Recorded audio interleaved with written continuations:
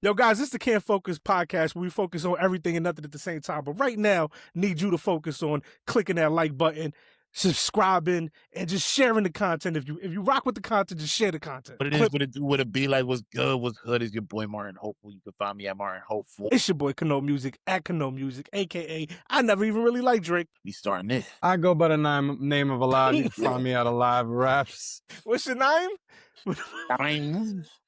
Anyway, listen, today we are going to react to a Michael Jackson video. I don't know who that guy is. They're saying it's popular these days. Alive hit me up. He was like, yo, this Michael Jackson guy is trending everywhere. We got to check out his videos. Hopefully you guys, somebody signs him soon or something. I don't know. We're going to be checking out one of Michael Jackson's highest viewed videos. They don't care about us. Just for reference, this is taking place in Brazil.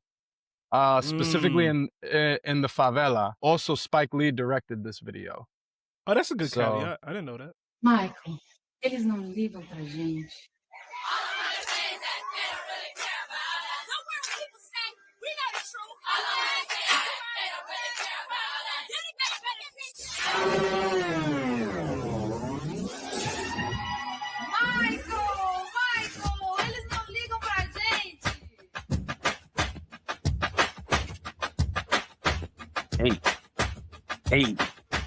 Hey.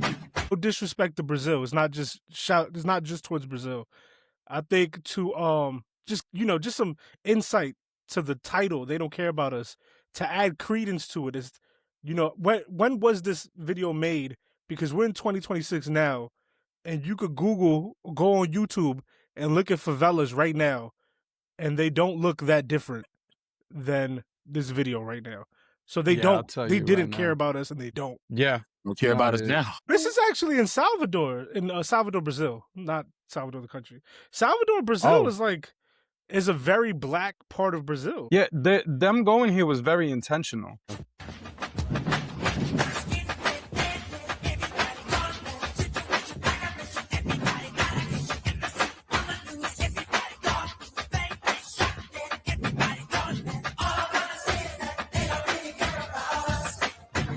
Hey.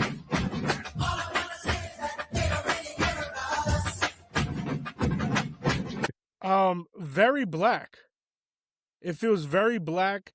Even the colors, the red, green, and yellow feels very, and black feels very Pan-African, you know? Jay, can you help me out? That means something. Olodum? Okay, I could look it up.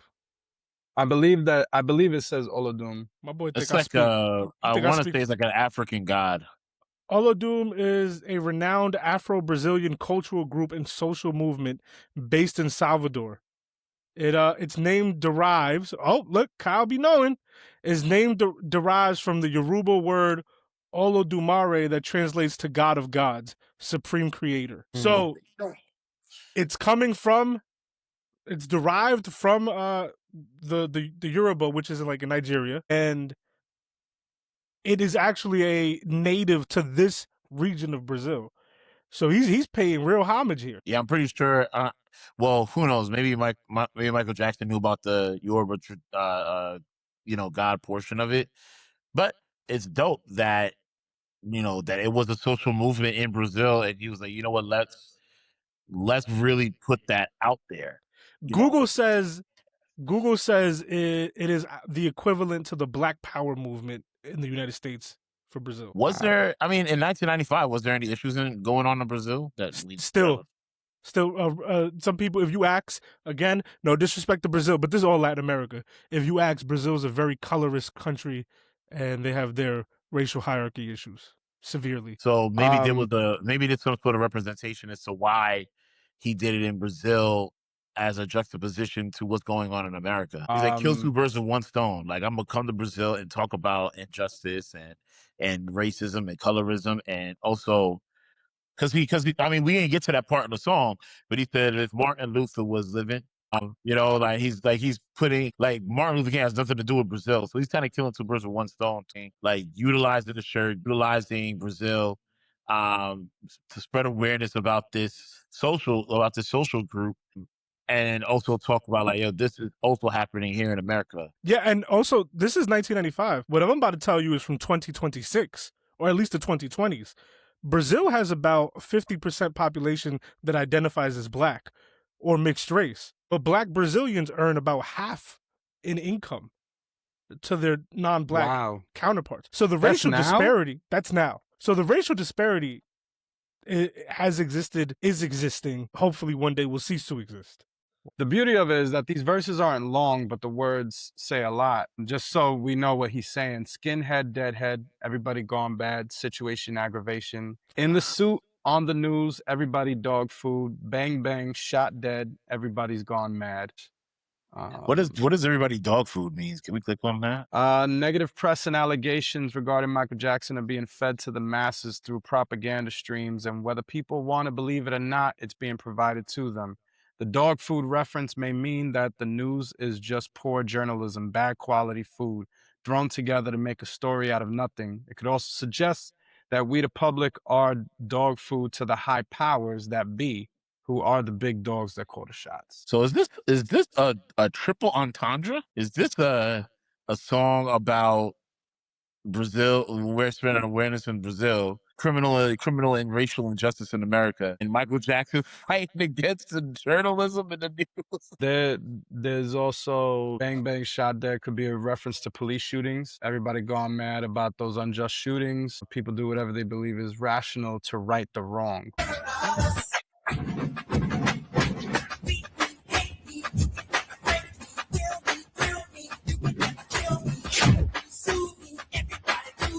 Huh.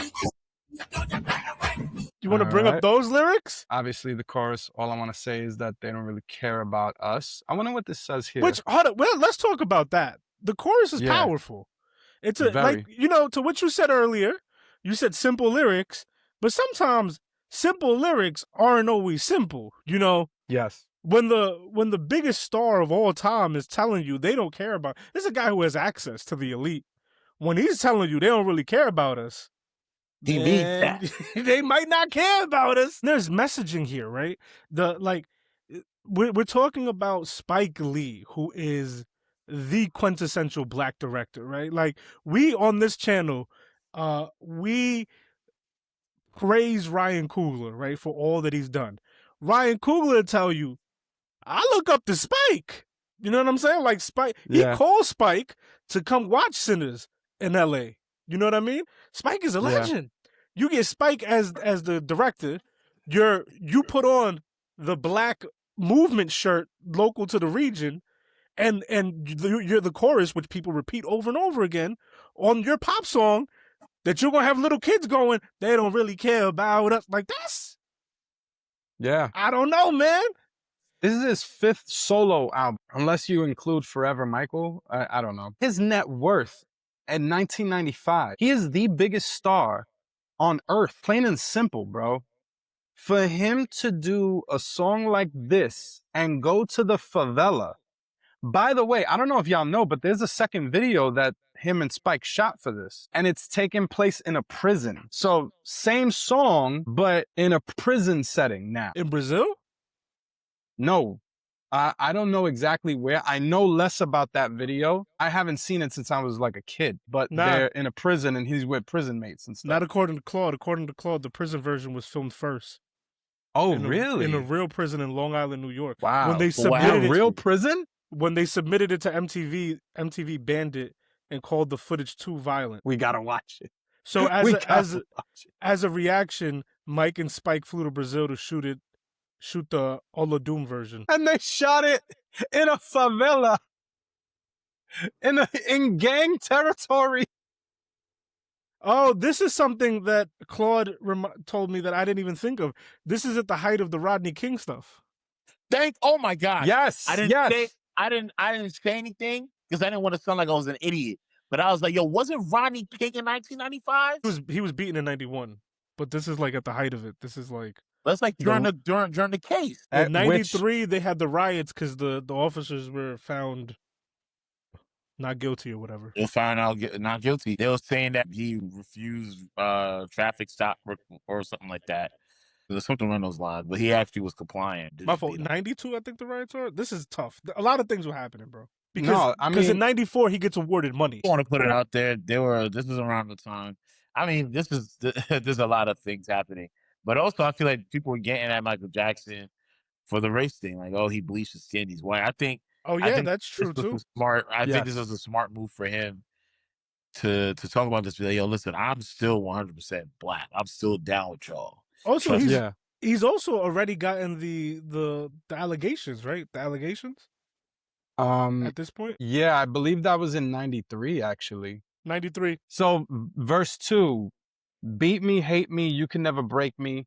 Will me, thrill me, you can never kill me. Jew me, sue me, everybody do me. Hey, hey. Kick me, don't you black or white me. Don't you black or white me? I definitely called it then. Yeah. I feel like that's probably what he was talking about. But that's not the meat and potatoes of this verse. All right, yeah. So let's go to this one, June. So all right. so first I want to say beat me, hate me, you can never break me. I feel like it's definitely a Rodney King reference. 100%. Yes. And then don't you black or white me, to Martin's point, is definitely about the criticisms he's having at the time. Which, mind you, I don't think people at this time were aware that he had vitiligo, and that that he had a skin condition that was whitening him, and he was doing that so that he could be one tone, so that he wasn't startling people, because some people do get startled by vitiligo. I think now it's less taboo, but at the time, and especially I know that for a star his caliber, it was less known like that. He was very secretive of it. After that Pepsi commercial thing, he started getting worse and worse with it. Also, I didn't know this, but you need blood transfusions. That's one of the treatments for vitiligo. He was a Jehovah's Witness. He wasn't doing blood transfusions. And then he was actually diagnosed with lupus as well. So there was a lot going on with his skin. And then also after the Pepsi commercial, he's on pain medication basically for the rest of his life, and really affects him. So yeah, a lot of people didn't know about that aspect of him. Y'all gonna talk about the slur words that this man just said out loud? All right, Jew me, sue me, everybody do me. That's a little weird. Michael is speaking on a broad scale about oppressed peoples. He sees himself as one of them despite his privilege and lifestyle. This is why he is in the cell with the inmates in the video, though he had opportunity to get out. He's in the same place. This is speaking for the first video, I guess. He's in the same place as the guys who ended up thugs. Why? Because they're all the same. They're all oppressed. These lyrics, crazy. Who wrote that? I don't know. These lyrics, including the following line, caused controversy, with many deeming them anti-Semitic. MJ subsequently released a statement regarding this. The idea that these lyrics could be deemed objectionable is extremely hurtful to me and misleading. So hurtful. It's hurtful to me. The song, in fact, is about the pain of prejudice and hate, and is a way to draw attention to social and political problems. I am the voice of the accused and the attacked. I am the voice of everyone. I am the skinhead. I am the Jew. I am the black man. I am the white man. I am not the one who was attacking. It is about the injustices to young people and how the system can wrongfully accuse them. I am angry and outraged that I could be so misrepresented. He noticed he didn't apologize. He was like, boy, listen. Nah, he did have to, though. They made him go on like a Holocaust museum tour. He had to tell people that that wasn't his intention, and he had to do all that. He did have to do that. And I do agree then 100% with Michael's initial statement. If that was his initial statement and not any of his other statements where he has to apologize, he literally explained, and that's no wonder he uses the terms that he's using, because that's what they would use to the oppressed. So, like, as a matter of fact, not in a weird way, but in a very metaphorical way, that should empower those, that should empower the Jew. That should empower, those who are being called skinheads, being called the K word, if we can't say those words. You know what I'm saying? Like this is my interpretation is you're just as oppressed, me being a black person and me being as powerful as I am. I'm a conduit to bring out, like, I'm going to be that representation. I'm going to take that on. and share it. And honestly, it makes sense now because look at the people getting at him for saying these words and this and the third, for misinterpreting him and this and the third. Like he is taking on the level of oppression that he's talking about in the song. I really hate when it's so weird. And we talk about rappers nowadays, them using their lyrics in court to kind of catch them in like the fact that they did certain things. You really don't understand like similes, metaphors. You don't understand other literary techniques and devices. Like, you shouldn't be talking, bro. This is literally him using literary devices as a songwriter would to bring about a message. And if he says this is the message, believe him and say that's the message. But then the same people that he's trying to represent is now making him go on apology tours, making him go to Holocaust museums so he can understand the depth of what he already understood. Yeah. He understands it more so because he's a black man. Yeah. You guys want to get canceled in the first reaction? So that's get guys, out of here, bro. I'm asking, do you guys want to get canceled in the first reaction? I want to hear what you got to say. So Spike Lee had a pushback to this. And I think Spike Lee's career never really recovered from this, which was super valid. Who is really running these media companies?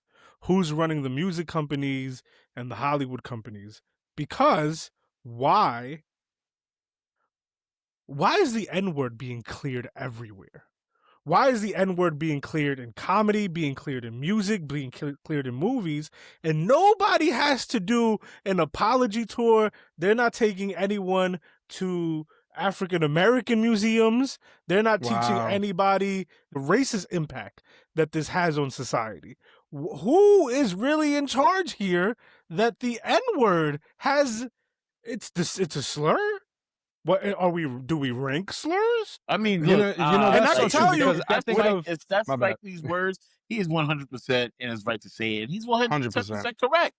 Yeah, and I'm not trying to be anti-Semitic, but if you go look at who the CEOs of the labels are, if you go look and see who runs MTV, who runs Viacom, even if it's not the main guy, there's some executives there that may have dual citizenship with another country in the Middle East that's not Palestine. That's crazy. That, I mean, like, him making that statement is so on the nose that it angers me. It's so on the nose that it angers me. And I think his no career... one has to do an apology tour. All you got to do is just hide for a little bit and then come right back out and everything is all good. And it resonates today because when Kyrie Irving said, he didn't say anything. He reposted an Amazon video about who like the real true Israelites might be. They wouldn't even let him play basketball. He had to go through his own apology tour. And that's not to say you should be anti-Semitic. That's not what I'm saying. I'm saying maybe we should be more strict and stringent of who's allowed. No one should be allowed. Shane Gillis told a lynching joke at Netflix. Like, no one's going to do the apology tour for that. Here we go. Someone misinterpreting someone's lyrics to be encouraging to your faith, to your background. And what you do to that person, you make him do an apology tour. Disgusting. Stupid. Okay. And disgusting. Nah, it's true because he's not even putting them down. If you look at the third verse, I skipped up. He is what is saying in the apology is what he's saying. He is putting himself in the place of the victim. It's either two things that's happening. Either one, you're mad at this black man making a statement for y'all, or two, you don't understand song lyrics and you don't understand literary devices. Either way, you got to own up to it in some way, shape, or form.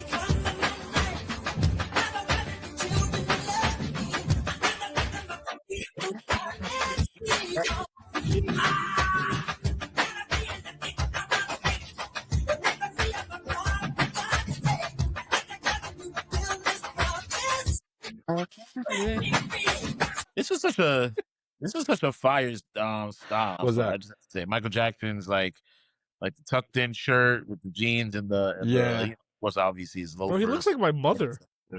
Wow, wow. Nah. Why are you so with disrespecting this man today? You know what's Yeah, crazy? he said he didn't look like his mom. That's disrespectful. Yeah, that was wild, bro. That might be the most disrespectful thing I've heard all day. That's crazy. Yo, he dressed like my mom. Yo, why you gotta tarnish this Yo, man everywhere, bro? Why you gotta? Your mother? Ew, your mother? Out of all the people you could compare him to, Bitch can't dress? We can't keep that, right? We can't. I mean, you tell me, bro. You know what, yo? I don't know why I'm laughing, because if you said that about my mom, I'll probably leave the pod. I'll probably leave the pod today. Last pod, yo. I said it about mine. I'm saying, if you said that about my mom, like if you, That's why it's you was so like funny. that, you can't dress with some of my mom, like yo, all right, y'all, I'll holler at y'all later. I've been dying to play Mass Effect anyway. And tell me what has become of my life. I have a wife and 2 children who love me. I am a victim of police brutality now. I'm tired of being the victim of hate. You're raping me of my pride, oh, for God's sake. I don't like having to fulfill this prophecy. Set me free. Bars. This is much I mean, deeper. so we don't really have to guess if he's talking about police brutality if he just says it in the post chorus, right? Right, yeah. Now, this could be another double entendre here because the victim of police brutality, the police have unjustly prosecuted him on false allegations. Ooh, that's a bar. Yeah, That's a bar. This line comes from when they took nude photos of Michael. Jackson can be initiating that since he himself is a black man in America, which seems to be the people who suffer the most from police brutality, that he feels like the victim. Yeah, it's crazy because later on, in like 8 years from this song, the police go to raid his ranch. Yeah, while he's on tour, and to remind everyone, they found nothing.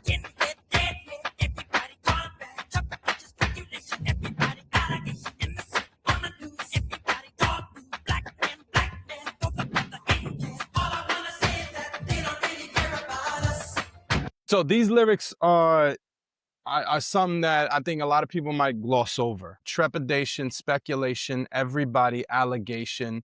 In the suit, on the news, everybody dog food. Everybody dog food. Do you think it's like Michael Jackson's way of saying bullshit? Yeah, 'Cause absolutely. He can't say that. And then black man, black male, throw the brother in jail. I'll tell you what, as a kid, I didn't realize that was what he said. I didn't catch that. Also, bar, black man, black male, black male, Exactly. black male. That's what I'm saying. There's so much more depth to his simplistic verses, and then right after that, throw the brother in jail. I feel like for the most part, this whole thing is self-explanatory, especially considering this whole thing is a double entendre with his own life, his own experiences after the allegations, his experiences as a black man. You know, I think a lot of people forget that up to this point, the majority of his life, he was not in a white skin color, you know? And I especially think probably likely a lot of white people at this time might have forgotten that, you know? So when he's saying these things, he's saying it from a place of personal experience. And also, I believe that Michael is not one of these people who got famous and forgot where he came from or forgot about those who are suffering. You know, I feel like he really kept his ear to the ground and stayed connected in that way. So for him to be saying these lyrics, I think it's powerful.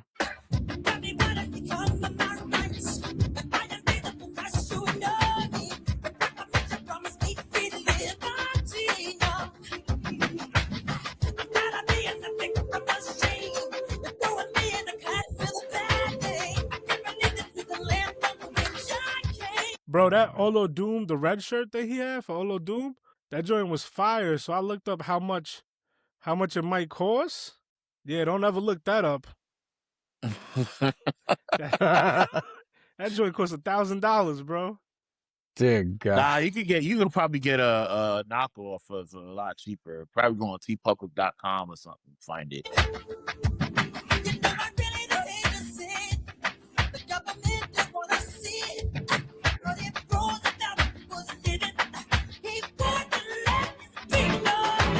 I wanted to say, I love, like, shout outs to Spike Lee and his direction, and also to Michael Jackson, and just letting like the people of Brazil, because he could have made a synchronized like, just like in every other music video he does, very orderly, very synchronized. It felt very everybody do their own thing. Kind of like another, I don't know, and I could be reaching, but it felt like another extension or another analogy towards like freedom, Nah, like I think doing you're what right. you want to do. You know No, what I'm that's saying? intentional. If you're talking about a guy who spends hours choreographing, if he's letting them do them, it's intentional. He could have he could have been like, yo, which dance school in Brazil is the best dance school in Brazil, and then hire them up, and that they'll like, have a chance to dance with Michael Jackson. He like you said, like, these are people of that area of Brazil, and let them be free and be who they want And to also be. that exposure is dope, because even today, if you ask people about Latin America, and Brazil is part of Latin America, they just don't speak Spanish. A lot of people are surprised when Americans, right? A lot of Americans and Europeans be surprised when you tell them that there is a rich Black culture in Latin America. In every country, they have those pockets. And Brazil more so, because I think if you look at like the transatlantic slave trade numbers, if I'm not mistaken, I think more people from like more African people would the word be sent to Brazil? I would More say of them were sent to Brazil than any other part of the Western Hemisphere. And tell me what has become of my rights. Am I invisible because you ignore me? Your proclamation promised me free liberty. I'm tired of being a victim of shame. You're throwing me in the class with a bad name. I can't believe this is the land from which I came. This disgust. Did some research. Yo, that's what I'm saying, dude. He did some Ask Jeeves. And I gotta before Claude, it was Ask Jeeves. That's a throwback. They recently shut down. And that's not important. Anyway, what's standing out to me about this, right, is in 2026, we're in May of 2026, where Black voter rights have the least protection that they've ever had, where you have white conservatives who are out here talking about repealing amendments that protect Black people. I can't believe this is the land from which I came. Obviously, we're talking about the USA, right? Like, that's what he means here. And resonates in a way that I'm sure resonated in 95. But wow. This is what we talk about. We're going to talk about the Drake album, right? But I'm going to assume, and Martin's here, he could correct me if I'm wrong, but this is what I assume Martin means when he says Drake doesn't have the commentary that'll last for decades in the way that a Cole or Kendrick has. Mostly Kendrick. Because you can listen to this verse and go, oh, snap. That still feels like, unfortunately. But I still feel shame. You know what I mean? They just took a voter district in Tennessee that I think was like 68% Black and just erased their voting power completely. Yeah. And then it's like, this isn't the proclamation you promised. Exactly. Yeah. Tell me what has become of my rights. Am I invisible because you ignore me? Now. Oh man, I'm FD signifier.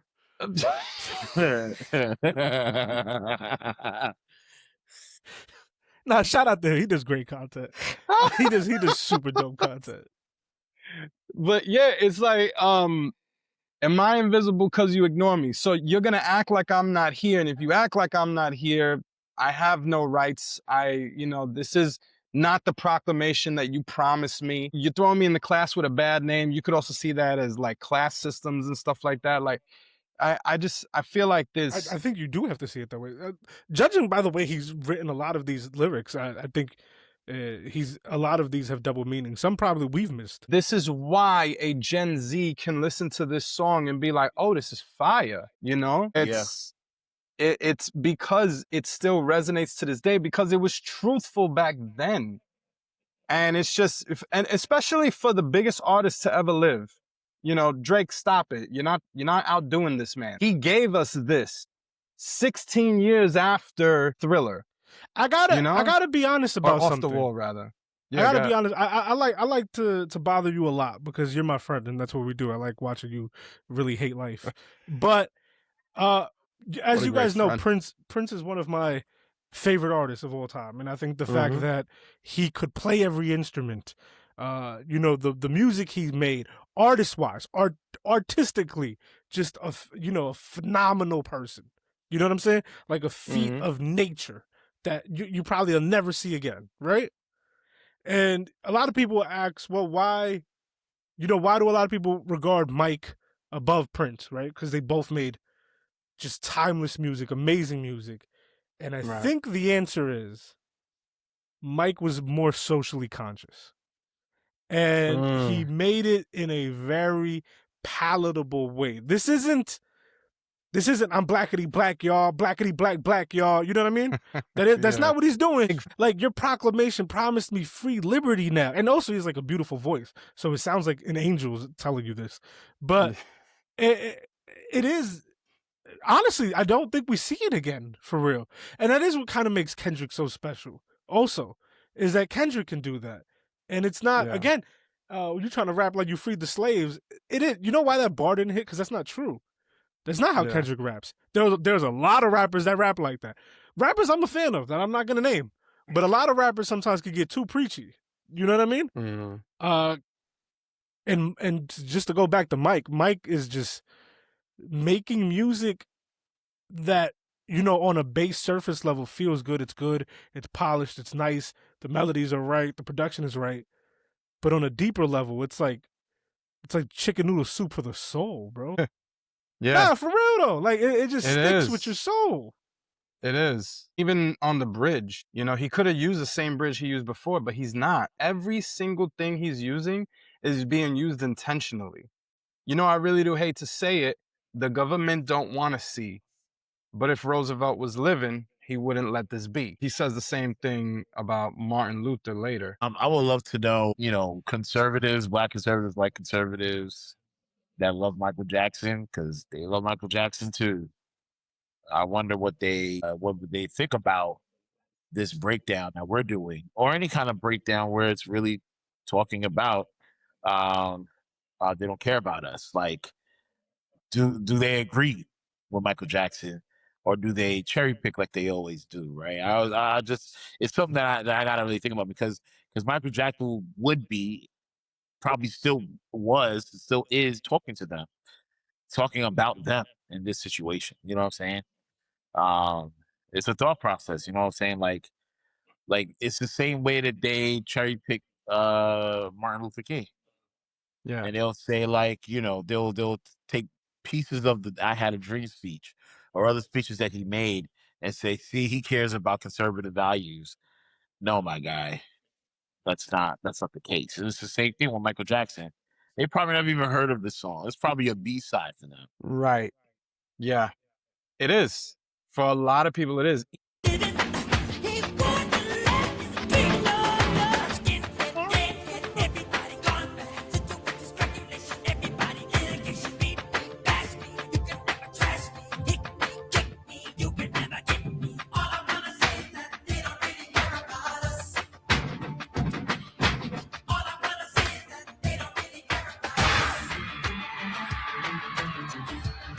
Like you guys were saying before, the authenticity here, these are all people in this area. The authentic drums, the people playing them and all that is just fantastically shot.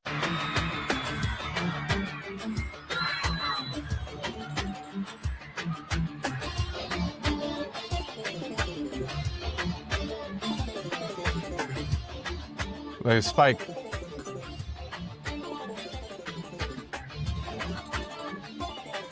I wonder what that was about. Say that again? I wonder what that was all about. Was that scripted? The woman coming to hug Michael, and the police had to stop her, and then he fell to the ground, and he got up and started dancing again. See, I don't think so, because you have Spike Lee running into the scene to pick up Mike. So I think Spike was like, "Oh God, no, Mike can't get hurt on my directorial debut with him."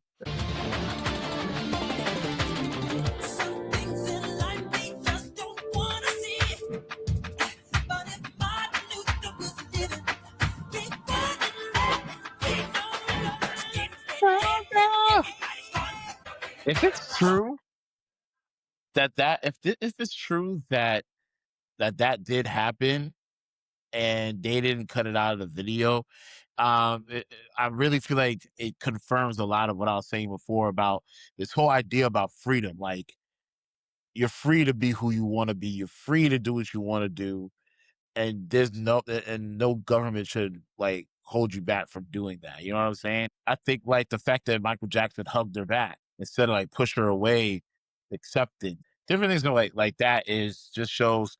I mean, in general, just Michael Jackson's overall personality, and also what he was trying to portray here when it's like they don't really care about us. It's like, but in this form, in this area now, I care about y'all. I care about y'all. We care about each other in this Wow, situation. that's deep. I don't think he did it on purpose, but that's definitely what it feels like. I think that's just who Mike is. He just hugged her back. But I love you. If nobody else, Tupac care, if don't nobody else care. I completely forgot about this context too. I don't know if you said it in the intro, Joe, but the reason why the government wasn't letting him, did you say why the government wasn't letting him? Do you know the reason? No. Because they couldn't guarantee his protection? No, that's what they were saying, but that's not what it was. They were set to get it's either World Cup or Olympics for 2004. So they were trying to get the bid in, and they were trying to, have this image that Brazil doesn't have poverty or doesn't have ghettos, quote unquote ghettos or whatever. And Mike was like, "No, I want to do it in a favela." And they're like, "Oh, we can't guarantee your safety." But it was because they didn't want this image put out to the masses that this is Brazil. Wow. Oh, wow. The rebelliousness. Nah, Mike was really black, bro. Mike was really black, bro. Nah, because you gotta think about that movie scene where he's like, "Yo, MTV don't play black people." He like, "Yeah, I ain't gonna play me though. Like, I ain't gonna play me. You, I'm the best selling artist in the world. You gonna figure that one out."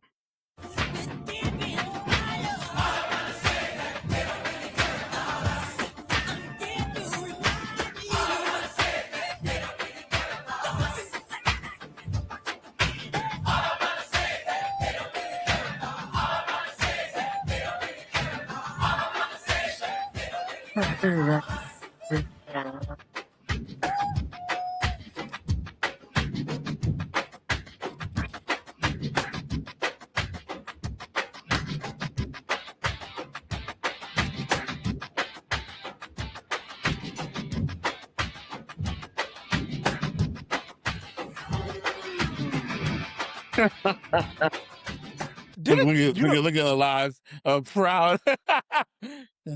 That's so happy. Not for nothing. That ending scene. Yo, forget you, Kyle. I don't know if this was intentional, or if it's just that, being that Black Americans and Black Brazilians are descendants from Africa, maybe that's the similarity, or maybe like Spike Lee intentionally made it look like HBCU drumlines a little bit, like that end. Yeah, you're right. If you swap out some fashion and some of the drums, it looks like Howard Homecoming. I don't know, just a thought. Because whenever I think about drumline, when I think about drums, I think about I'm bringing war, like war drums. Like, yeah, I'm bringing in a different kind of. I'm bringing in a statement, and I'm going into fight. I'm now not going to lay down and take this. I'm gonna get up, stand up. I'm gonna fight for that ability to be able to have my rights. And I felt like that coincides a lot with the freedom. It coincides a lot with, and it coincides a lot with what you're talking about with the HBCUs, because I feel like that, like the drum line, the steps, all of those things, those always were meant to to be a statement to say, I'm more than just a regular human being. I'm stronger. I'm better than that. And I'm going to make noise in this room. You know what I mean? So, And the schools do battle each other. and that's the beauty about music, right? It's like this was 1995. It's 2026. There's a lot of stuff that's still the same, but what's also the same and constant is the vibrations of music. Now, our future is listening to this music and falling in love with Michael Jackson. We'll be able to hear They Don't Care About Us, right? They're going to hear that music and that's going to inspire them. I just saw, I'm not saying this is a side topic, but it's really connected.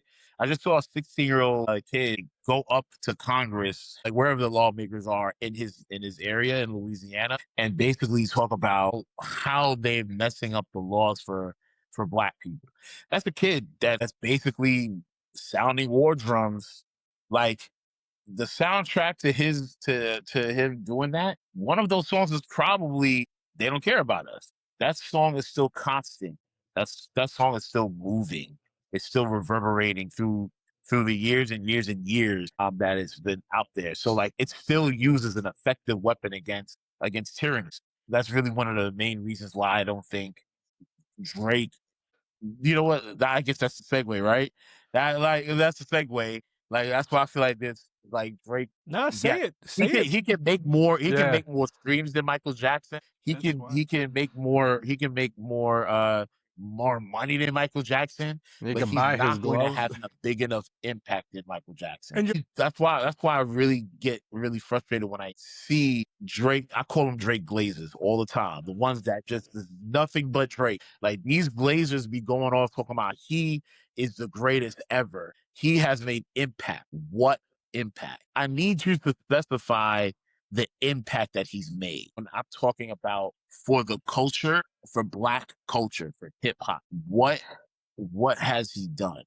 And that's why Michael Jackson is probably going to outbeat him in sales eventually, because at the end of the day, impact is going to last longer than just sexy songs for you. You know what I mean? Like that's just the cut and dry of it. That the songs that have meaning is the songs that's going to last longer. And that's like nobody like if there's a war going on, nobody's gonna go back to songs from Iceman. Nobody's gonna Yeah. go back to that. And that's what's gonna encapsulate you as a historic person. That's why Kendrick is gonna be historic and Drake is. Yeah. You know what I'm saying? And that's why Michael Jackson's gonna stand the test of time. You can buy his glove, but you can't buy his impact. Exactly. That glove Exactly. represented, you bought it because that glove represented something. And What is people gonna buy from you yeah. that's gonna be impactful? The OVO, the owl, okay. Who cares, bro? We probably gonna melt out the way you melt Pharrell's train. You know what I'm saying? Like let's keep it a stat. But I'm off myself. I was going to say two things. One, back to your point about the Louisiana thing. I think Alav said it earlier. This is almost like an anthem. You know that Yes. like that's the word you could use. It's an anthem. It resonates in those really tough situations. You know, you could use that as a motivation, as fodder for whatever you about to get into.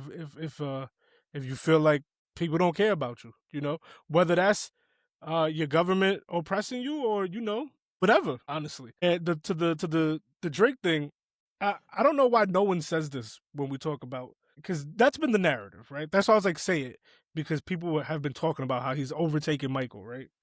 I have a problem with this. For one, streaming wasn't around in the 70s and 80s Yes. or the 90s Exactly. or the 2000s. So we're talking about 40 years where there's no streaming. So maybe that's why you have an advantage, Drake. Like, I don't know. I'm not like a math guy, but I feel like maybe, if Spotify was around in 1982, maybe it would have crashed too. Also, I don't know. Yeah. Also, I don't think know. of what publicity is now. Like, how easy is it to do promotion for your albums now? And today, nobody is as famous as Michael Jackson.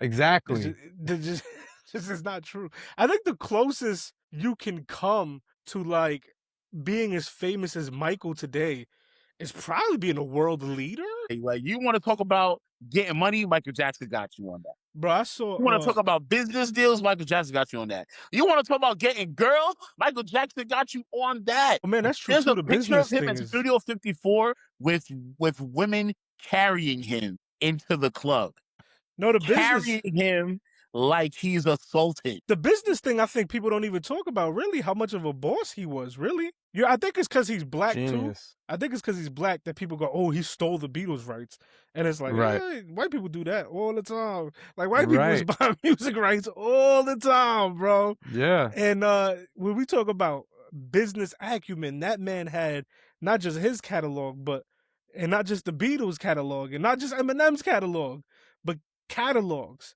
Business was his catalog rivaled Sony. You know, He owned half of what Sony owned by now himself. that aside, right?